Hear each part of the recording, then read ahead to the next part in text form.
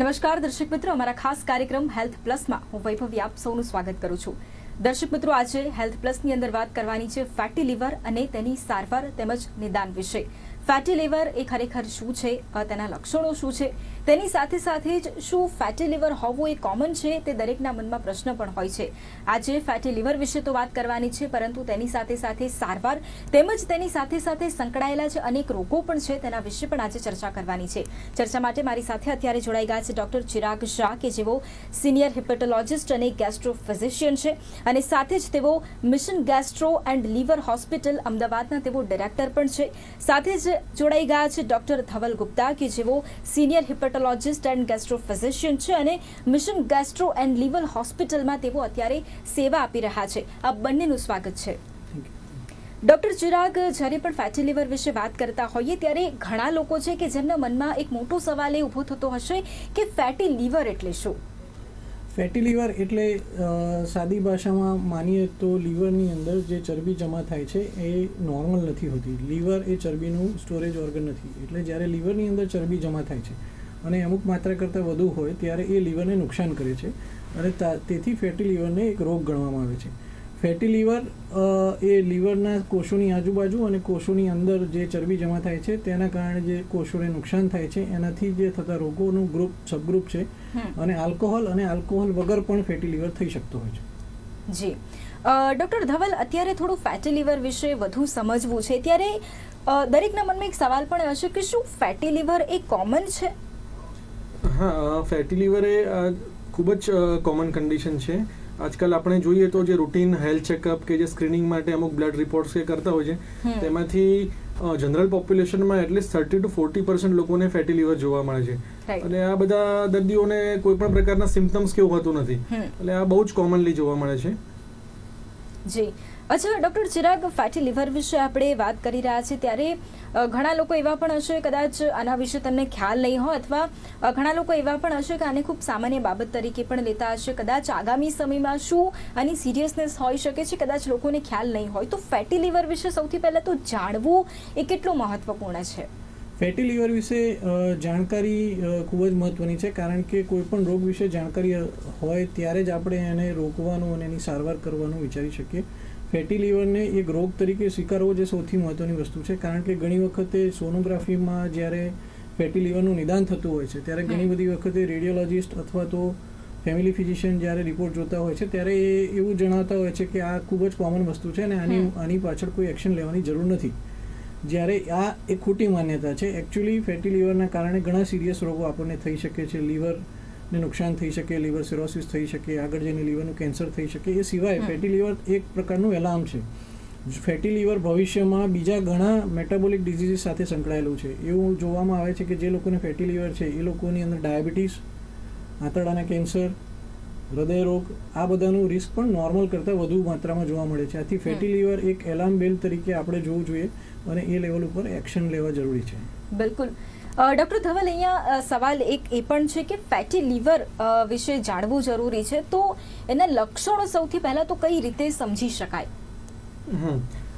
જે ફેટી લીવરમાં મોટાભાગના દર્દીઓ જેમ કે 70% લોકોને કોઈ પણ જાતના સિમ્પટમ્સ હોતા નથી અને બાકીના લોકોને અમુક જે પેટમાં જમણી સાઈડ થોડો હલકો દુખાવો અથવા તો થાક લાગવો કે કામ કરવામાં નબળાઈ અનુભવી કે એવા માઇલ્ડ સિમ્પટમ્સ જોવા મળે છે. જો દર્દીને આગળના સ્ટેજમાં જો લીવરની તકલીફ થઈ હોય, જેને આપણે NASH અથવા તો NASH કહીએ છીએ, તેવા દર્દીઓમાં અમુક સાથે કમળો કે બીજું વધારે થાક કે વજન ઉતરવું એવા સિમ્પટમ્સ જોવા મળી શકે છે. અને જો પેશન્ટ ફ્રેન્ક સિરોસિસમાં કન્વર્ટ થઈ ગયું હોય તો તેમને બહુ સિવિયર સિમ્પટમ્સ જોવા મળી શકે છે, જેમ કે લોહીની ઉલટી થવી કે પેટમાં પાણી ભરાવવું કે કમળીની અસર કે બીજા વગેરે જે પગમાં સોજા આવવા, તે પ્રકારના સિમ્પટમ્સ પણ જોવા મળી શકે છે. બિલકુલ. ડોક્ટર ચિરાગ, અહીંયા ફેટી લીવરની જો સારવારની વાત કરીએ તો શું ફેટી લીવરની સારવાર જરૂરી છે? જેમ આપણે જાણ્યું કે ફેટી લીવર અમુક ગંભીર લીવરના રોગો સાથે સંકળાયેલ છે અને આપણે જો ડેટાની વાત કરીએ તો ફેટી લીવર એ અત્યારે લીવર સિરોસિસનું ગુજરાતમાં સૌથી કોમન કારણ છે. આપણે ત્યાં આલ્કોહોલ એટલો પ્રિવેલન્ટ નથી, એટલે આપણા ત્યાં નંબર 1 કોઝ ફેટી લીવર છે. અને ઇવન જે કન્ટ્રીઝની અંદર આલ્કોહોલ અલાઉડ છે ત્યાં પણ ફેટી લીવર નંબર 1 કોઝ છે. એટલે જ્યારે આપણે ડાયાબિટીસના કેપિટલ છીએ અને આપણા ત્યાં ઓબેસિટી આટલું કોમન છે, ત્યારે એ સમજવું ખૂબ જ જરૂરી છે કે ફેટી લીવરના કારણે થતા રોગો આપણા ત્યાં આગળના સમયમાં વધુને વધુ વધવાના છે. આ અત્યારે અમે 35-40 વર્ષની ઉંમરે પણ લીવર સિરોસિસ સુધીનું ડેમેજ દર્દીઓની અંદર જોઈએ છે અને ઘણી વખત કોઈ પણ પ્રકારના લક્ષણો વગર આવે છે આ દર્દીઓ. આથી જો એની જાણકારી જ ન હોય અને એની સારવાર માટે પ્રયત્ન ન કરીએ અથવા તો ફેટી લીવરનું જ્યારે નિદાન થાય ત્યારે એક્શન ન લઈએ તો આ પરમેનન્ટ ડેમેજને રોકી નથી શકાતું અને આ આગળ જતા લીવર ટ્રાન્સપ્લાન્ટનું પણ most common reason fatty liver બનશે એવું જણાય છે. બિલકુલ. અચ્છા, તો ડોક્ટર ધવલ, સામાન્ય રીતે ફેટી લીવરનું નિદાન કઈ રીતે થતું હોય છે? મોટાભાગના કેસમાં તો જે રૂટીન અમુક હેલ્થ ચેકઅપ કે બ્લડ રિપોર્ટ્સ જે કરાવ્યા હોય તેમાં પેશન્ટને ખબર પડતી હોય છે કે સોનોગ્રાફી કરાવી હોય તેમાં ફેટી લીવર આવ્યું હોય છે, અથવા તો અમુક બ્લડ રિપોર્ટ્સ જેમ કે લીવર ફંક્શન ટેસ્ટ છે તેમાં SGPT અથવા SGOT વગેરેનું લેવલ થોડું વધારે પ્રમાણમાં આવતું હોય છે, તો એ રીતે દર્દીને જાણ થતી હોય છે. બાકી તે સિવાય અમુક જે બીજા અમે ઇન્વેસ્ટિગેશન એડવાઇસ કરતા હોય છે જેને ફાઇબ્રોસ્કેન વગેરે કહેવાય, અથવા તે સિવાય પણ બીજા અમુક બ્લડ રિપોર્ટ્સ અથવા લીવર બાયોપ્સીની પણ ક્યારેક જરૂર પડી શકે છે. તદુપરાંત અમુક પેશન્ટોમાં જો બ્લીડિંગ વગેરેનું જોખમ હોય તો તેમાં એન્ડોસ્કોપી વગેરેનું પણ જરૂર પડી શકે છે. જી ડોક્ટર, ખાસ કરીને જે રીતે ડોક્ટર ચિરાગ અત્યારે ફેટી લીવર વિશે જાણકારી તો મેળવી જ રહ્યા છે, ત્યારે આગામી સમયની અંદર જેમ મેં આગળ પણ કહ્યું એમ કે ખૂબ સિરિયસ ઇસ્યુ પણ થઈ શકે છે, ત્યારે કઈ કઈ એવી બીમારીઓ છે કે જે ફેટી લીવર સાથે સંકળાયેલી છે કે જે ખરેખર લોકોએ પણ સમજવા જેવી છે? સો ફેટી લીવર સાથે સંલગ્ન બે મોસ્ટ કોમન બીમારી જેના વિશે આજે આપણે વાત કરવાના છીએ, એ એક છે નેશ, નોન આલ્કોહોલિક સ્ટેટોહેપેટાઇટિસ, અને બીજું છે સિરોસિસ, અને ત્રીજું છે લીવર કેન્સર. આ ત્રણેય બીમારી એક જ સ્પેક્ટ્રમનો ભાગ છે. એટલે સૌથી પહેલા દર્દીને ફેટી લીવર થાય છે. રાઈટ. એ ચરબીની આજુબાજુ લીવરમાં સોજો આવે ત્યારે એ સોજાના કારણે લીવરના કોષો મળતા હોય છે, એની કારણે SGPT વધતું હોય છે. જો આવું SGPT કોઈ વ્યક્તિનું બધા જ રિપોર્ટની અંદર 2-4 વર્ષ 10 વર્ષ સુધી વધેલું આવે તો એમને આગળ જતા લીવરને નુકસાન થઈને ફાઇબ્રોસિસ થાય અને સિરોસિસ થાય. લીવર સિરોસિસ એક પ્રકારનું પરમેનન્ટ ડેમેજ છે જે રિવર્સિબલ સ્ટેજ નથી અને ત્યાં દર્દીને લીવર ટ્રાન્સપ્લાન્ટની જરૂર પડતી હોય છે. લીવર સિરોસિસ જેમને થાય છે અથવા તો જેમને નેશ છે પણ સિરોસિસ નથી થયું એ પૈકી લગભગ 3-5% દર્દીને લીવરનું કેન્સરનું પણ જોખમ રહેલું છે. એ સિવાય ફેટી લીવરનું બીજા આંતરડાના કેન્સર અને ડાયાબિટીસ ને કાર્ડિયાક ડિઝીઝ સાથે પણ એસોસિએશન છે. ઇવન કિડની ડિઝીઝ સાથે પણ non alcoholic fatty liver disease associated છે. જી બિલકુલ. અચ્છા ડોક્ટર ધવલ, અહીંયા તમામ લોકોના મનમાં પણ એક સવાલ હશે કે ફેટી લીવર જે દર્દી છે તે પૈકી શું બધાને નુકસાન કરે છે? ના, એવું જરૂરી નથી. અમુક જે ફેટી લીવરનો જેમ સાહેબે કીધું કે જે સ્પેક્ટ્રમ છે આખું, જે non alcoholic fatty liver disease, એમાંથી 70% જે ફેટી લીવરના દર્દીઓ હોય છે તેમાંથી 20-25% લોકો NaSH કે જે નોન આલ્કોહોલિક સ્ટેટોહેપેટાઇટિસના ફેઝમાં કન્વર્ટ થાય છે. અને જો આ પ્રક્રિયાને આગળ વધતી રહે, એને અટકાવવામાં ના આવે કે યોગ્ય પ્રકારના સ્ટેપ્સ ના લેવામાં આવે, કોઈ મેડિકલ ધ્યાન ના આપવામાં આવે, તો આગળ જતા સિરોસિસમાં તે 10-15% કેસ સિરોસિસમાં કન્વર્ટ થઈ શકે છે. અને આમાંથી બીજા 3-5% કેસ લીવર કેન્સરમાં પણ રૂપાંતરિત થઈ શકે છે. તો જરૂરી નથી કે બધા જ દર્દીઓને સિરોસિસ થાય, પણ જો એની યોગ્ય સારવાર કે ના કરવામાં આવે, ધ્યાન ના આપવામાં આવે, તો અમુક ટકા દર્દીઓમાં તે આગળ વધી શકે છે. બિલકુલ. ડોક્ટર ચિરાગ અને ડોક્ટર ધવલ, તમે બંને ખાસ કરીને નેશ વિશે વાત કરી આગળ પણ, તો ડોક્ટર ચિરાગ, નેશ વિશે થોડું વિસ્તારથી સમજવું છે કે જેથી તમામ જે દર્શકો પણ આ માધ્યમ થકી જોડાયેલા છે તેમને પણ ખ્યાલ આવે કે નેશ એ શું છે. નેશ એ શબ્દનું ફૂલ ફોર્મ આપણે સમજીએ તો નોન આલ્કોહોલિક સ્ટેટોહેપેટાઇટિસ. એટલે ફેટી લીવર એક એવો રોગ છે જે આલ્કોહોલ લેતા વ્યક્તિના શરીરમાં પણ ફેટી લીવર જોવા મળી શકે, જે આલ્કોહોલ ન લેતા હોય એવા વ્યક્તિના શરીરમાં પણ જોવા મળી શકે. એટલે જ્યારે નેશના કારણે લોકો સિરોસિસ સાથે અમારી સાથે આવે ત્યારે એમનો પહેલો પ્રશ્ન એવો છે કે સર, અમે જીવનમાં કોઈ દિવસ કંઈ વ્યસન કર્યું નથી અને છતાં પણ અમને કેમ આ રોગ થયો? તો એ સમજવાની વસ્તુ છે કે ભલે આપણે કોઈ વ્યસન નથી કર્યું, પરંતુ જો આપણા શરીરની અંદર એક્સ્ટ્રા ચરબી છે તો એ એક્સ્ટ્રા ચરબી આપણા શરીરની અંદર ધીમે ધીમે લીવરને નુકસાન કરી શકે છે. અને એ જે લીવરના કોષો લાંબા સમય દરમિયાન મરે છે એ લીવરના સ્ટ્રક્ચરમાં પરમેનન્ટ ફેરફાર કરે છે, જેનાથી સિરોસિસનો રોગ થાય છે. આમ નેશ સિરોસિસ એ અત્યારે સૌથી કોમન કારણ બન્યું છે લીવર સિરોસિસનું. રાઈટ. અચ્છા ડોક્ટર ધવલ, અત્યારે જે રીતે નેશ વિશે સમજ્યું, પરંતુ નેશના દર્દીને શું બીમારીનું રિસ્ક હોઈ શકે છે? જે નેશના દર્દીઓને જેમ ડૉક્ટર ચિરાગે કીધું તે પ્રમાણે બીજી જે કાર્ડિયાક કન્ડિશન છે કે જે ડાયાબિટીસ વગેરેનું રિસ્ક હોય જ છે. તદુપરાંત જે થાઇરોઇડ કન્ડિશન પણ સાથે એસોસિએટેડ હોય છે કે જે ફિમેલ્સમાં ઓવેરિયન સિસ્ટ વગેરેનું પણ થોડું જોખમ રહેલું હોય છે. અને આગળ જતા જે સિરોસિસમાં કન્વર્ટ થાય અને પછી લીવર કેન્સરનું તો જોખમ છે જ. રાઈટ. એટલે આ બધા દર્દીઓને જનરલી રેગ્યુલર ફોલોઅપ વગેરે કરવું ખૂબ જ જરૂરી હોય છે. ફેટી લીવર અને એનએએસએચનો જે ફેઝ છે તે જનરલી રિવર્સિબલ હોઈ શકે છે, પણ એકવાર સિરોસિસ થાય પછી તે જનરલી ઇરિવર્સિબલ સ્ટેજ કહેવાય છે. રાઈટ. ડૉક્ટર, ખાસ જે રીતે નેશ વિશે પણ થોડું ડિટેલમાં સમજી રહ્યા છે એટલે ચોક્કસપણે દર્શક મિત્રોને પણ ખ્યાલ આવ્યો હશે, ઘણું બધું સમજ્યા હશે. ત્યારે ડૉક્ટર ચિરાગ, નેશના જે દર્દીઓ છે તેમને શું સારવારની જરૂર છે, અને જો સારવારની જરૂર છે તો શા માટે જરૂર છે?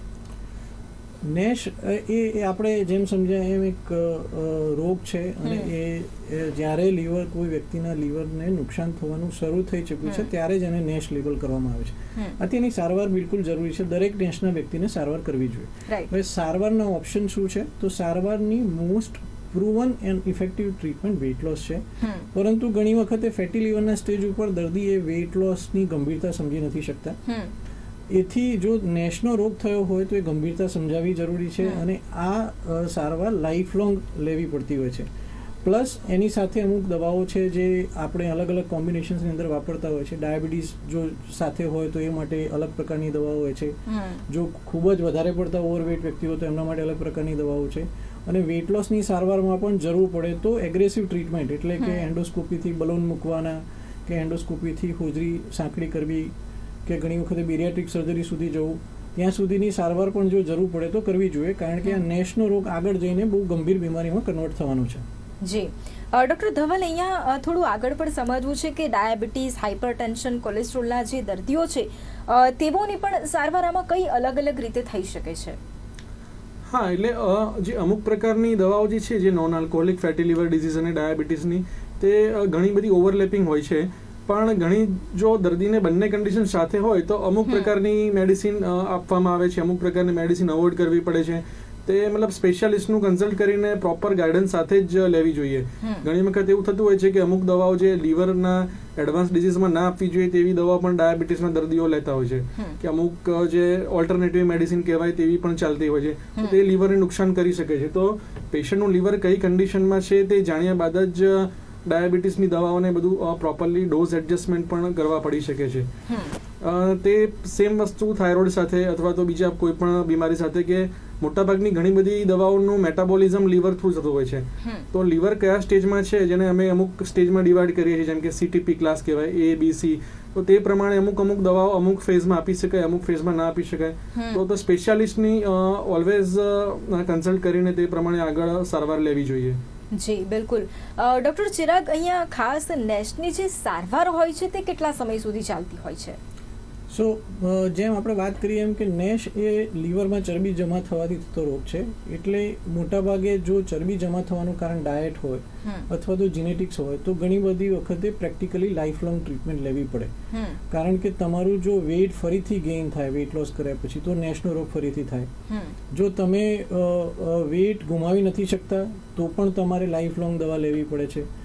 જો આપણે કંઈ ઇન્ટરવેન્શન કર્યું છે તો ઇન્ટરવેન્શન કર્યા પછી પણ લાઈફ લોંગ ફોલોઅપ જરૂર છે.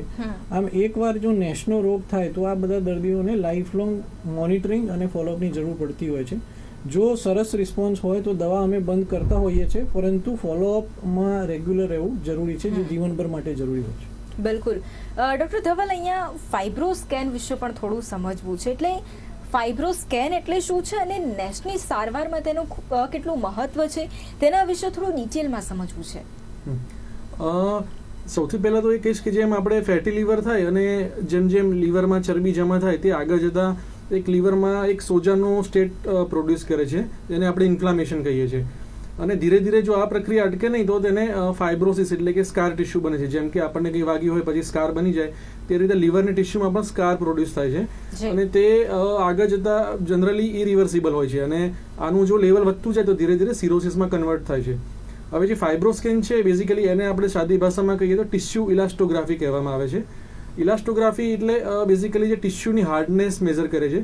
એટલે નોર્મલ જે લીવર હોય એ ખાસીની લચક પણ હોય, પણ જેમ જેમ લીવરમાં NaSH ફેઝ ડેવલપ થાય એમ હાર્ડનેસ, જેમ ફાઇબ્રોસિસ વધતું જાય તેમ એની હાર્ડનેસ વધવા માંડે છે. પછી ફાઇબ્રોસ્કેન મશીન વડે આપણે બાયોપ્સી વગર જ બહારથી આસાનીથી જાણી શકીએ છીએ કે લીવરની હાર્ડનેસ કેટલી છે અને લીવર કેટલું ખરાબ એડવાન્સ સ્ટેજમાં છે. જેમ જેમ એનું ફાઇબ્રોસિસ વધારે એટલું ફાઇબ્રોસ્કેન વેલ્યુ વધારે આવશે. સો એ મોનિટરિંગમાં ખૂબ જ ઇમ્પોર્ટન્ટ છે. ઇવન શરૂઆતના તબક્કે પણ ડાયગ્નોસિસ માટે પણ આપણે સિમ્પલ 5 મિનિટના ટેસ્ટમાં આપણે જાણી શકીએ કે પેશન્ટને અંડરલાઇંગ લીવર ડિઝીઝ કેટલું સિવિયર હશે. બિલકુલ. અચ્છા, એટલે ડોક્ટર ખાસ અહીંયા ફેટી લીવરની જે સારવાર વિશેની પણ થોડી સમજવાનો પ્રયત્ન કર્યો છે, ત્યારે નેશ સિરોસિસ છે તેની એક સારવાર કેવી હોય છે તેના વિશે પણ થોડું સમજવું છે. હવે આપણે નેશ સિરોસિસ ઉપર આવીએ. નેશ સિરોસિસ એ નેશનું એડવાન્સ સ્ટેજ છે જ્યાં લીવરને ઓલરેડી નુકસાન થઈ ગયું છે. એના 3 સ્ટેજ હોય છે ચાઇલ્ડ સ્કોર પ્રમાણે, ચાઇલ્ડ A, B, C. અને સ્ટેજ A એટલે જ્યારે દર્દીને સિરોસિસ થઈ ગયું છે પણ કંઈ લક્ષણો નથી, અને B અને C સ્ટેજની અંદર ક્રમશઃ વધુ લક્ષણો આવતા જાય છે. લક્ષણો શું હોઈ શકે? તો પગે સોજા આવવા, પેટમાં પાણી ભરાવું, આંખો પીળી થવી, પેટ ફૂલાવું, શરીર ઉપર પ્લેટલેટ ઘટી જવાના કારણે ચક્કામાં થવા. પ્લેટલેટ ઘટી જવા કોઈ વ્યક્તિઓના એ ખૂબ જ કોમન રિપોર્ટની અંદર જોવા મળે છે. એટલે જો કોઈ કારણ વગર જાડા વ્યક્તિની અંદર પ્લેટલેટ કાઉન્ટ ઓછા રહેતા હોય તો એને લીવર સિરોસિસની શંકા કરવી જોઈએ. એ સિવાય આવા દર્દીને ભાન ઉપર અસર થવી, કેલ્ક્યુલેશન્સ પર અસર થવી, ભૂલી જવું, આવા બધા લક્ષણો પણ આવી શકે છે. અને બહુ ગંભીર લક્ષણ આમાંથી એક છે કે જે ઘણી વખતે બહુ બ્લડ લોસ થતો હોય છે સિવિયર, જે દર્દીના ICU સુધી પણ લઈ જઈ શકે. દર્દીને લોહીની ઉલટી અથવા તો ઝાડા વાટે, કાળા ઝાડા વાટે લોહી નીકળતું હોય છે અને એમનું લોહી ઘટી જતું હોય છે. જી ડૉક્ટર ધવલ, જે રીતે નેશ સિરોસિસની સારવારની વાત કરી તો એમાં લીવર ટ્રાન્સપ્લાન્ટની કોઈ જરૂર પડી શકે ખરી? હા, ચોક્કસ. જો લીવર એવા એડવાન્સ સ્ટેજમાં સિરોસિસ પહોંચી જાય જેને આપણે ડીકમ્પેન્સેટેડ અથવા તો કહીએ કે જે સિરોસિસનું પણ આગળનું સ્ટેજ થોડું કે જેમાં પેટમાં પાણી ભરાવા માંડે કે કિડની પર અસર થઈ જાય અથવા મગજ પર કમળીની અસર થાય જેને આપણે એન્કેફ્લોપેથી કહેવામાં આવે છે. તદુપરાંત અમુક જાતનું સ્કોરિંગ સિસ્ટમ એક ડેવલપ કરવામાં આવે છે લીવરના પેશન્ટ માટે જેને મેલ્ડ સ્કોર કહેવાય છે. તો તે પેશન્ટનો મેલ્ડ સ્કોર અમુક લેવલથી વધારે હોય તો તેવા બધા પેશન્ટોને લીવર ટ્રાન્સપ્લાન્ટ માટે લિસ્ટિંગ કરવામાં આવે છે. અને according to the availability of liver કે ડિઝીઝ ડોનર અથવા તો કોઈ રિલેટિવ્સ ડોનેટ કરવાના હોય તેને લાઈવ ડોનર કહેવાય, તે પ્રમાણે દર્દીને ટ્રાન્સપ્લાન્ટ કરવામાં આવે છે. બિલકુલ. ડૉક્ટર, ખાસ હવે નેશ સારવાર માટે એન્ડોસ્કોપીનો શું રોલ હોય છે ડૉક્ટર ચિરાગ, તેના વિશે પણ હવે થોડું ડિટેલમાં સમજવું છે. સો નેશની સારવારમાં એન્ડોસ્કોપીનો રોલ એ 2 રીતે હોય છે. એક કોમ્પ્લિકેશન્સના મેનેજમેન્ટ માટે, અને જેમ કે ક્યારેક મેં તમને વાત કરી એવી રીતે જો દર્દી સિરિયસ થઈ જાય, લોહીની ઉલટી થાય તો એના મેનેજમેન્ટ માટે એન્ડોસ્કોપીથી એ બ્લીડિંગ બંધ કરવામાં આવે છે. અને બીજું ઇમ્પોર્ટન્ટ રોલ હોય છે એનો વેઇટ લોસ માટે. એટલે હવે નવી વેઇટ લોસની ટ્રીટમેન્ટ એન્ડોસ્કોપી વાટે થઈ શકે. એન્ડોસ્કોપી દ્વારા હોજરીમાં બલૂન મૂકી દર્દીનું વજન ઘટાડી શકાય, જે બીજી રીતે ફેટ પણ લીવરમાંથી ઘટાડે છે અને દર્દીને નેશમાં ફાયદો થાય છે. એવી જ રીતે એન્ડોસ્કોપીથી દર્દીની હોજરીને અંદરથી સીવી શકાય દોરાથી, અને એ બધી એન્ડોસ્કોપીથી થતી સારવાર છે જેથી દર્દી વેઇટ લોસ કરે અને વેઇટ લોસ દ્વારા એના લીવરમાં સુધારો થાય. બિલકુલ. ડૉક્ટર, ખાસ ઘણી વખત એવું પણ હોય છે કે જાગૃતતા થોડી ઓછી જોવા મળતી હોય છે લોકોમાં, ત્યારે લોકો છે કે વધુમાં વધુ જાગૃત બને, કારણ કે આજે તકલીફ છે તે તમને વધારે આગામી સમય માટે ભારી પણ પડી શકે છે. આ સમસ્યા એવી છે કદાચ કોઈને એટલો ખ્યાલ નહીં હોય પણ એ સમયાંતરે તેનું રૂપ વધારે આગળ લઈને પછી વધારે તકલીફ આપણને પહોંચાડે. એટલા માટે ખાસ આના વિશે તમે લોકોને શું કહેશો ડૉક્ટર ધવલ? હા, એટલે જેમ આપણે વાત કરી કે જે ફેટી લીવર એ બીજા ડિઝીઝ સાથે પણ એસોસિએટેડ છે. એટલે પહેલાના સમયે એવું કહેવામાં આવતું હતું કે પેશન્ટને હાર્ટ એટેક આવે ત્યારે પેશન્ટે એક્સરસાઇઝ કેવું ચાલુ કરવું જોઈએ, પણ જ્યારે હવે ફેટી લીવર ખબર છે કે બીજી બધી ઘણી કન્ડિશન સાથે એસોસિએટેડ છે અને ફ્યુચરમાં એ કન્ડિશન ડેવલપ થઈ શકે છે, તો પેશન્ટે ફેટી લીવરના સ્ટેજથી જ સમજી જવું જોઈએ અને લાઇફસ્ટાઇલ ચેન્જીસ એટલે કે ડાયટમાં કંટ્રોલ અને બીજું કે regular exercise, daily 30 minute of exercise કરવી જોઈએ. અને ડાયટમાં પણ જે કેલરી અવોઇડ કરવી, જે કાર્બોહાઈડ્રેટ અને ફેટનું રેસ્ટ્રિક્શન, એ બધી વસ્તુઓ પર ભાર આપીને લાઈફસ્ટાઈલ ચેન્જ કરવાનો ટ્રાય કરવો જોઈએ. જી ડૉક્ટર ચિરાગ, શું ઘણી વખત એવું પણ બનતું હોય છે કે લોકોમાં એ જાગૃતતા નથી હોતી અથવા બહુ લાઇટલી આ જે ઇસ્યુ હોય છે તેને લોકો લેતા હોય છે અને તેના કારણે આગામી સમસ્યા વધી જતી હોય છે?